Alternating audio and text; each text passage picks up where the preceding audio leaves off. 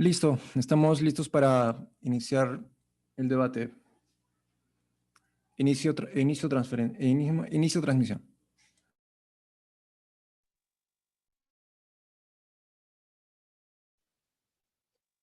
Bueno, muy buenas noches con todos los Perdón, presentes, público general. Ah, ok. Perdón, tuve un error, me olvidé de compartirlo en las otras páginas. Un segundo, por favor. No te preocupes, me avisas nomás. Yandri, ¿ya estás ahí?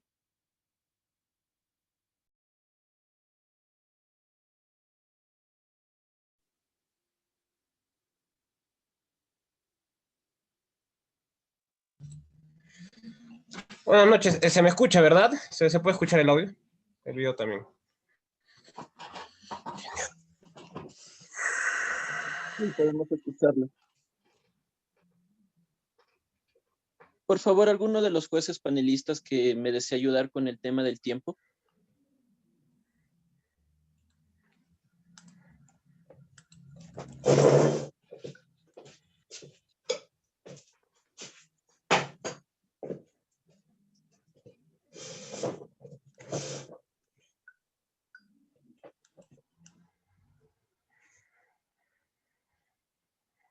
I'm come back. Don Gerald, qué bien que haya pasado, amigo. ¿Ya no tienes problemas de conexión o sigues igual? Bacán. Oye, ñaño, ayúdame con el tiempo, por favor. Ya dale fresco, de One Ping Pong. Dale, estoy a la espera de que José nos diga para iniciar el debate. Dale, me avisas entonces. Ya te conecto con el tiempo. Iniciando transmisión.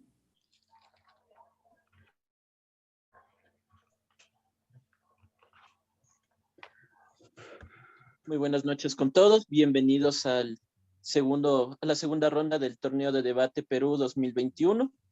Esta noche vamos a debatir la siguiente moción. Las mujeres deberían tener libertad de abortar. Para esto tendremos la interpretación de dos grupos. El equipo afirmativo compuesto por Eduardo de la Cruz Olivares, Alejandra Sofía Argüelles, y el equipo negativo, Gerald Cristian Gutiérrez y Sebastián Pavel Olarte. Como parte del equipo de jueces panelistas tenemos a Yandri Luque Alcíbar, Medali Lilian Flores, Damaris Dayana Sarmiento y Carla Emily Berajano. Su juez principal será mi persona, Josué Alejandro Herrera. Se les recuerda a los equipos que tienen 5 minutos para el exordio y argumentación. También se les recuerda a los equipos que pueden solicitar 15 segundos para redondear sus ideas. Una vez dicho esto, daremos iniciado el debate. Por favor, equipo afirmativo, tienen 5 minutos a partir de estos momentos. Muy buenas noches, se me escucha y se me ve con perfección, ¿verdad? Por favor, ¿podrían confirmarme? Sí. En efecto. Muchas gracias. Muy buenas noches. En esta ocasión, Alejandra Sofía y mi persona, Eduardo de la Cruz, vamos a explicar por qué las mujeres sí deben tener la libertad de abortar, ¿no?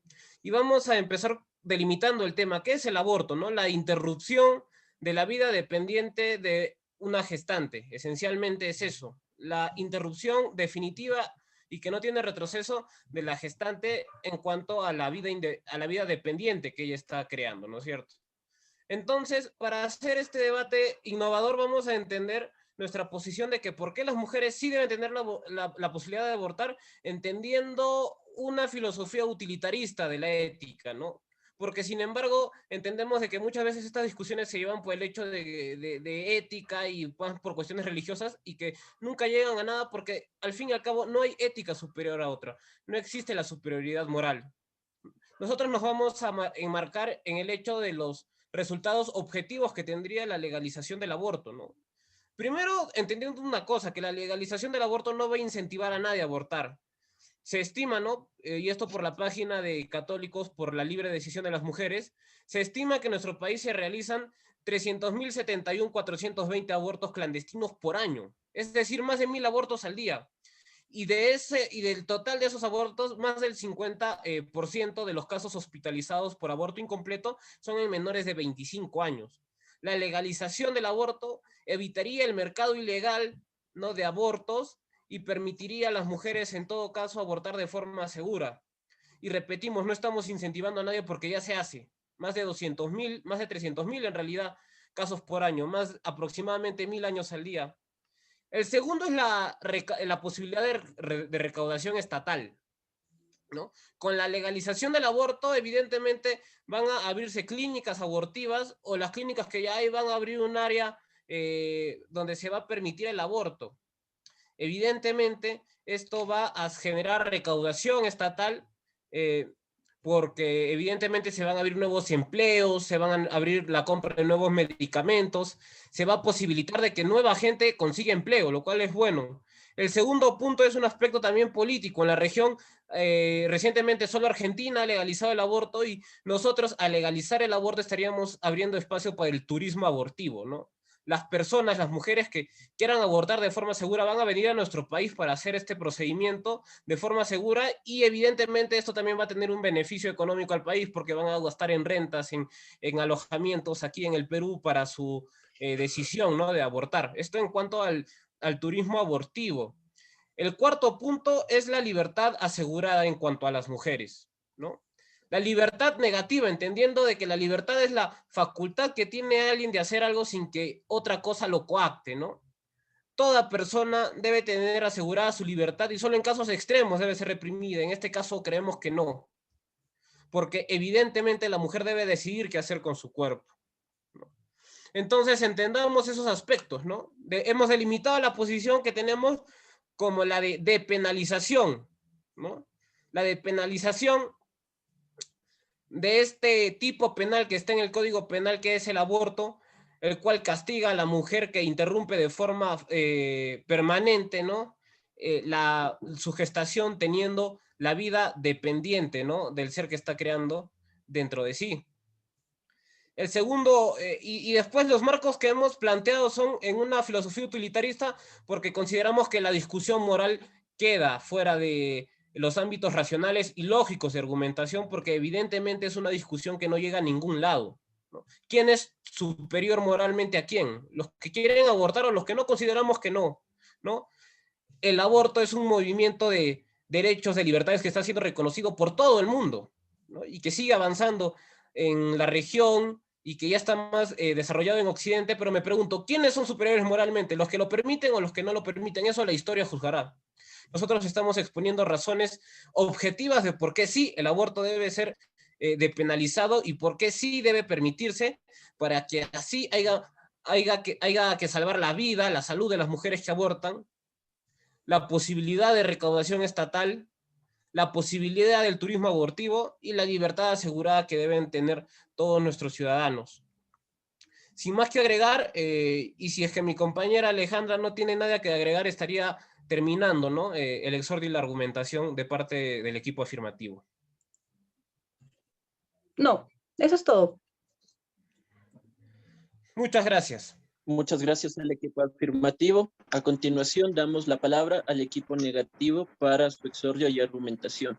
Tienen 5 minutos a partir de estos momentos. Buenas noches a todos. Primero quiero empezar definiendo lo que viene a ser un ser humano. Un ser humano viene a ser un ser vivo eucariótico, pluricelular, mamífero, primate y homínino que pertenece a la especie Homo sapiens. Persona. Persona es todo aquel sujeto capaz de derechos y obligaciones, es decir, susceptible de venir de sujeto activo o pasivo de relaciones jurídicas. La primera premisa que quiero disertar viene a ser: el aborto atenta contra el derecho a la vida por ser un derecho fundamental. El artículo 1 del Código Civil peruano nos menciona que la persona es un sujeto de derecho desde su nacimiento. La vida humana comienza con la concepción. El concebir es sujeto de derecho todo cuanto lo favorece. Diciendo esto, la vida es una abstracción que resulta de convenciones sociales, por lo que no se refuta lo que ya dice la ciencia, que es un ser humano vivo, sino que reduce el concepto de la vida a una abstracción subjetiva sin relación a la ciencia, sino con una relación a aspecto social. La biología no puede explicar un hecho social o un fenómeno social, solo explica el fin del ser humano, tanto biológico y evolutivo como mamífero que somos. Por lo tanto, la biología no puede definir a una persona, porque no es una categoría biológica, sino jurídica y social. Por lo tanto, la biología no tiene nada que argumentar hacia la definición de una persona, sino al del ser humano. Paso a mi compañero.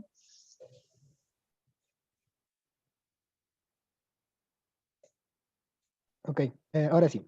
Bueno, continuando con la argumentación, tenemos que aclarar que la libertad absoluta conlleva inevitablemente a la libertad nula.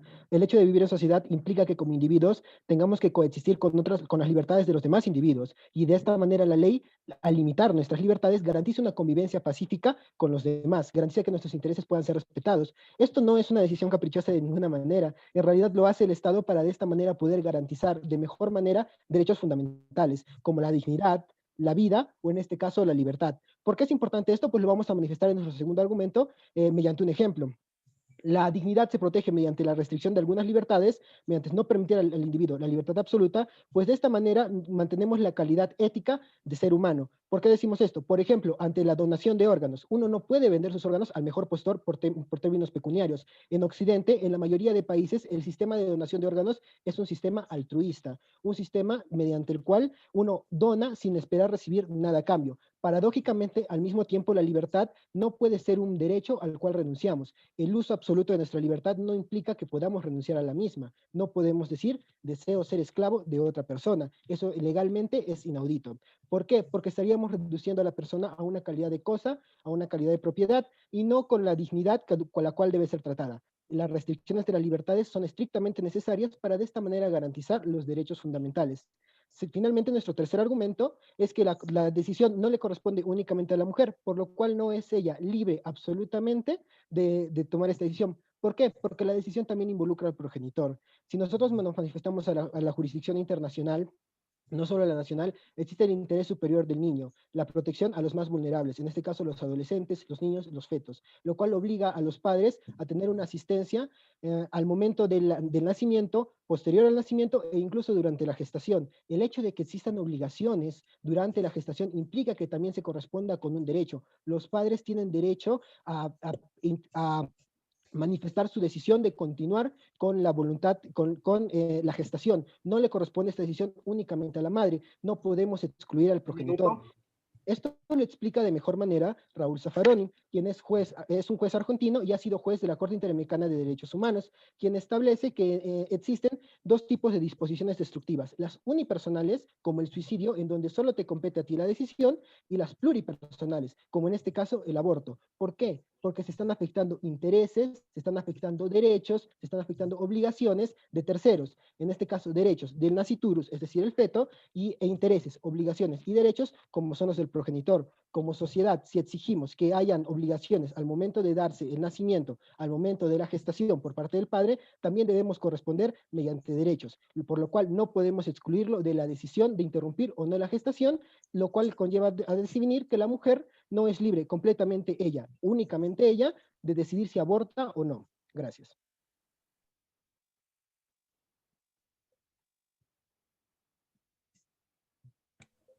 Muchísimas Con gracias. eso el equipo negativo termina su exordio y argumentación. Listo. Sí. Damos paso entonces a la ronda de preguntas. Tienen 3 minutos el equipo afirmativo a partir de estos momentos. Sí, yo quería plantear una pregunta. Si es que, según su exordio, la biología no puede definir a la vida, en todo caso, ¿quién determina cuándo empieza la concepción? Ustedes han mencionado que en el artículo 1 del Código Civil, es correcto, la concepción, o sea, la vida humana empieza desde la concepción. ¿Quién determina eso? ¿Cuándo empieza la concepción? ¿A quién nos atenemos cuando vamos a definir o saber cuándo empieza la concepción? O sea, exactamente. ¿Por qué entonces se permite la pastilla del día siguiente? Y eso es completamente legal y no está penado. ¿Para qué me responda? Para empezar, yo en ningún momento dije que la biología no puede definir la vida. Yo dije la biología no puede definir a la persona porque la persona viene a ser básicamente un ente social y jurídico. No necesariamente, en ningún momento dije que la biología no puede interpretar la vida. Lo Así dijo que en el disculpe, la exordio. pregunta está mal planteada. En ningún momento No mencioné está eso. mal planteada. La Está diferencia, clarísimo. solamente hice diferencia entre ser humano y una persona, que son Ya, nociones tengo, totalmente muy gracias. distintas. Tengo otra Entonces, pregunta. ¿cuándo empieza la concepción y por qué se permite la pastilla del día siguiente? No me está contestando eso, lo doy por no contestado. Sí, yo voy a contestar esa cosa, perdón, esa pregunta. Primero, el anticonceptivo oral de emergencia parte a partir de la doctrina jurídica desde la perspectiva que la vida no inicia, no inicia desde la concepción, inicia desde la fecundación, lo cual es una perspectiva jurídica que está evaluándose. Actualmente existen casaciones, existen procesos de amparo del Tribunal Constitucional, como el proceso de amparo 2005-2009, proceso de amparo del TC, el cual evalúa también la aplicación del anticonceptivo oral de emergencia. Así que es una discusión que sigue abierta con respecto en el mundo jurídico, porque El repetimos, cual ha la biología sido traída, el siempre. cual fue interpuesto por un grupo religioso y que acá no vamos a Sí, traer a pero colación porque este fue interpuesto por un grupo religioso que está en contra de la pastilla del sí, día pero siguiente. rechazar la Eh, protección de los intereses de un grupo por simplemente ser religioso, ese es un argumento ad hominem. No estás Pero es atacando lo que sus usted está ideas, estás trayendo a atacando los colación, principios o sea, usted religiosos. está trayendo ese caso a colación, por Sí, eso se tengo lo otra Pero pregunto. ellos también consulta. tienen derechos que han sido respondidos a través del TC. Pasemos a la siguiente pregunta, mejor. ¿Ok? Sí, la siguiente consulta es sobre su definición de persona humana. El Código Civil menciona que la persona humana empieza desde el nacimiento. Sin embargo, el concebido es sujeto de derecho. ¿Entiende usted que está diciendo una falacia al interpretar al concebido, al sujeto de derecho con persona humana? Es consciente de que no es lo mismo, ¿verdad? Disculpe, las cuestiones de falacia se responden dentro de la refutación. Ahorita estamos en la sección de preguntas. Quisiera que sea un poco más objetivo con la pregunta que va a mencionar. Espero que lo tome en cuenta. ¿Es consciente que el sujeto de derecho y la persona son conceptos distintos, sí o no? Me abstengo de Muchísimas responder esa gracias. pregunta. Tiempo finalizado. No respondió a la pregunta, gracias.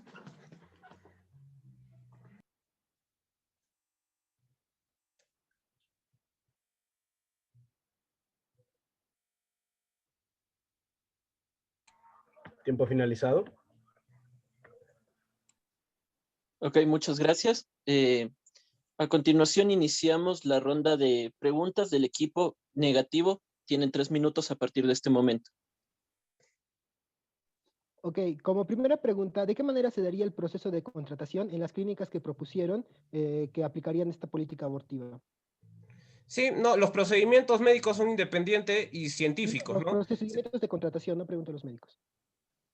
Los contratación simplemente, una clínica que tiene capacidad de funcionamiento y que tiene todos los requisitos legales para funcionar, tendría los No, me requisitos refiero para acá, aplicar el no, o aborto. sea, que no estoy hablando sobre los premios, estoy hablando sobre el sistema de contratación, porque se supone que el Estado debe contratar sin tener ningún sesgo político. ¿Qué ocurre con los médicos que son objetores de conciencia y no desean participar de este tipo de políticas? Entonces tendríamos que diferenciar entre los médicos que sí y los médicos que no, y contratar en estas clínicas con política abortiva a los que sí. No, Entonces, la objeción profesional es un compromiso ético que tienen los médicos y tienen todo el derecho de negarse a abortar, de por reacción eso, a- entonces en las clínicas abortivas estarías primando un concepto político al momento de la contratación.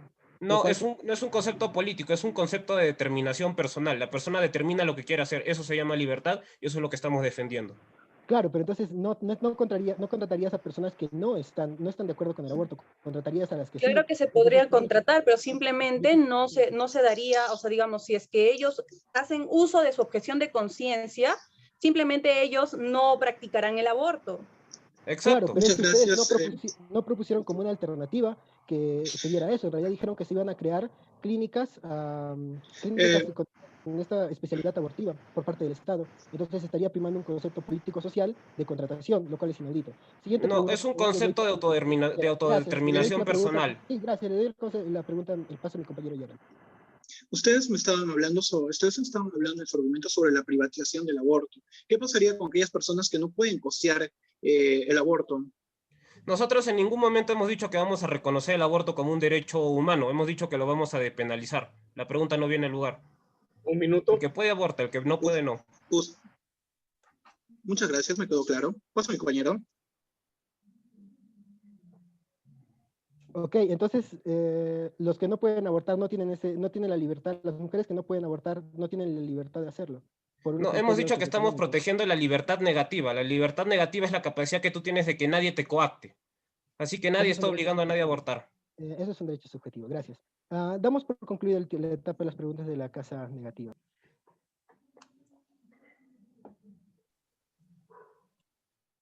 Muchas gracias al equipo negativo. A continuación iniciamos la ronda de refutaciones. Les recuerdo que tienen 4 minutos al equipo afirmativo a partir de este momento. Muchas gracias. Sí. Ale, permíteme, solo Sí, aclarar que en nuestra argumentación no hemos discutido la calidad de la vida humana ni nociones biológicas. Hemos hablado simplemente de la depenalización de un tipo penal. Así que cualquier tipo de argumentación que han hecho respecto a dónde o cuándo no empieza la vida ha quedado fuera de nuestro del límite de argumentación, porque no estamos discutiendo eso. Adelante, Ale. Ok, en primer lugar, la Constitución política refiere, como ustedes dijeron, que la vida comenzaba desde la persona humana está desde la concepción, pero la Constitución política refiere que toda persona tiene derecho a la vida, toda persona. En el Código Civil, lo que se dice es que el concebido no es considerado persona, perdón, que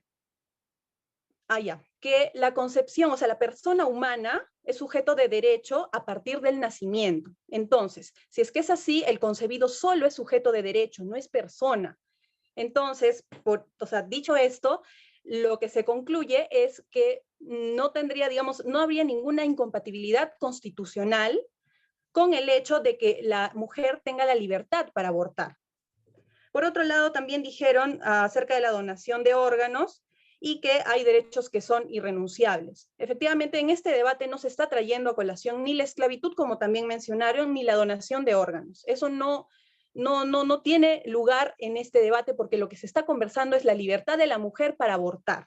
Y ya hemos dado las razones utilitaristas, ya lo dijimos en el exordio, por las cuales sí deberían o sí podrían tener la libertad para abortar en cualquier momento. Asimismo, como indiqué, ustedes dicen que la biología, y lo dijeron en el exordio, no sé por qué lo están negando, en la biología la biología no puede definir cuándo empieza la vida, y que solo es un aspecto jurídico. Entonces, si es un aspecto jurídico, también podría ser un aspecto netamente político, porque las leyes se hacen por el Congreso. Entonces, si es una definición solo jurídica, no se puede determinar cuándo empieza la vida ni cuándo empieza la concepción. No habría ningún consenso. Entonces, estaríamos hablando de cualquier cosa, menos de la libertad de una mujer para abortar.